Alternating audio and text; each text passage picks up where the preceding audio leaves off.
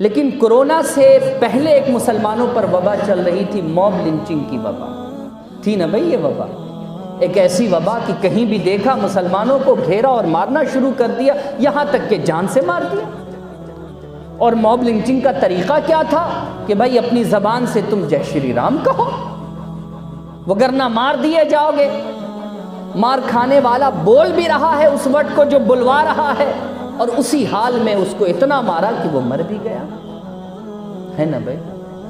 تو یہ کام صرف آج کے مسلمانوں کے ساتھ ہوا جی؟ یہ صرف آج کے مسلمانوں کے ساتھ ہو رہا ہے کہ موت کے ڈر سے ہم نے کہا ہاں چلو ہم کہہ دیتے ہیں؟ حضرت بلال آپ کو یاد ہے یا بھول گئے آپ؟ حضرت بلال یاد ہیں آپ کو؟ حضرت سمیہ یاد ہیں آپ کو یا بھول گئے آپ ان کو؟ یہ تو فیصلہ آپ کو کرنا ہے کہ اگر دشمن کے نرغے میں آ جائیے تو جے شری رام کہتے ہوئے مرنا ہے، یا پھر دشمن کے نرغے میں آ گئے تو بلال کی طرح یا حضرت سمیہ کی طرح اللہ اکبر کہتے ہوئے اس دنیا سے رخصت ہونا ہے۔ یہ تو آپ کو فیصلہ کرنا ہے کہ حضرت سمیہ کی طرح اللہ اکبر کہتے ہوئے، لا الہ الا اللہ محمد رسول اللہ کہتے ہوئے رخصت ہونا ہے، یا پھر آپ کو وہ موت مرنی ہے جو ذلت کی موت۔ یہ صرف آپ کے ساتھ نہیں ہو رہا، حضور کے زمانے میں بھی ہوا، اور ریاکشن کیا تھا ان کا دنیا نے دیکھ لیا ہے۔ ابو جندل ایک صحابی رسول ہیں، یہ زنجیروں میں جکڑ کر صلح حدیبیہ کے وقت آپ صلی اللہ علیہ وسلم کے پاس آئے۔ ذرا سنیے گا اس کو، بڑی کام کی بات۔ زنجیروں میں جکڑ کر حضور کے پاس آئے، کہتے ہیں یا رسول اللہ ہمیں بھی اپنے ساتھ لے کر چلیے نا، میں دشمن کے نرغے میں ہوں، میں قید ہوں، یہاں پریشان ہوں، یا رسول اللہ ہمیں بھی اپنے ساتھ لے کے چلیے نا۔ حضور کو چلنا چاہیے تھا ساتھ لے کر۔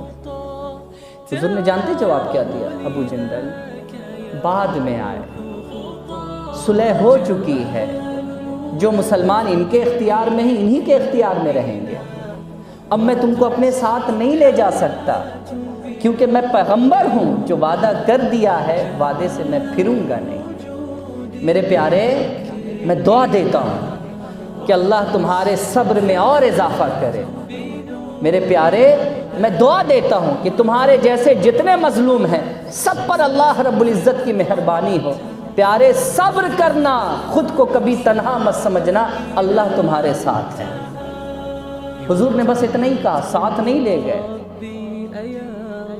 تو ابو جندل کو تو پھر جانا چاہیے تھا اسلام سے۔ بتائیے صاحب، ہم کو دشمن کے نرغے میں چھوڑ کر کے جا رہے، پھر جانا چاہیے تھا نا۔ لیکن وہ فرماتے ہیں کہ میرا حوصلہ حضور کی زبان سے، جب میں نے دعا سنی تو میرا حوصلہ اتنا بلند ہو گیا کہ میں نے ڈیسائیڈ کر لیا مریں گے تو مرنا تو ہے ہی ہے، ہر حال میں مرنا ہے، لیکن اب مریں گے تو مصطفیٰ کا نام لیتے ہوئے مریں گے، کیونکہ جو وعدے پر خود بھی ڈٹا رہے اور اپنی امت کو بھی وعدہ نبھانے کی تلقین دے، وہی سچا پیغمبر ہے۔ وہی سچا پیغمبر ہے جو جان کی پرواہ نہ کرے بلکہ اپنے زبان کی پرواہ کرے۔ اگر ہم نے زبان سے اللہ کو ایک مان لیا ہے تو آ موت، میں تجھ سے گلے ملنے کے لیے تیار ہوں، لیکن کوئی یہ چاہ لے کہ ہم مر جائیں، اللہ کو چھوڑ کر مر جائیں۔ جس زبان سے ہم نے اقرار کیا ہے لا الہ الا اللہ، اسی زبان پر ہم کسی اور کا نام لے کر اس دنیا سے رخصت ہو جائیں، اللہ کبھی وہ دن نہ لائے مولا موت دینی ہے تو کلمہ اور شہادت والی موت عطا کر۔ تو حضرت ابو جندل فرماتے ہیں کہ میرا حوصلہ اور بلند ہو گیا، اور حوصلہ بلند ہونے کا انجام کیا ہوا کہ دشمن قید میں رکھ کر گھبرا گئے، تکلیف دے کر گھبرا گئے، پریشان ہو گئے کہ میں نے کیسے قیدی کو اپنے یہاں رکھ لیا۔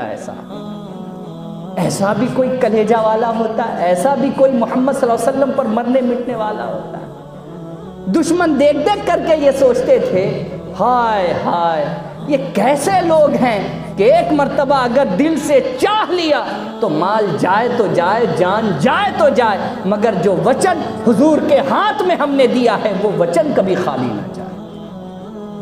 بزرگوں اور دوستو، یہ ساری چیزیں قرآن اور آپ صلی اللہ علیہ وسلم کی زندگی میں موجود ہے، دیکھیے اور آپ دیکھ کر فیصلہ کیجئے جو ان کے ساتھ ہوا ان کا ریئیکشن کیا تھا، آج وہی ہمارے ساتھ ہو رہا ہے، ہمارا ریئیکشن کیا ہے۔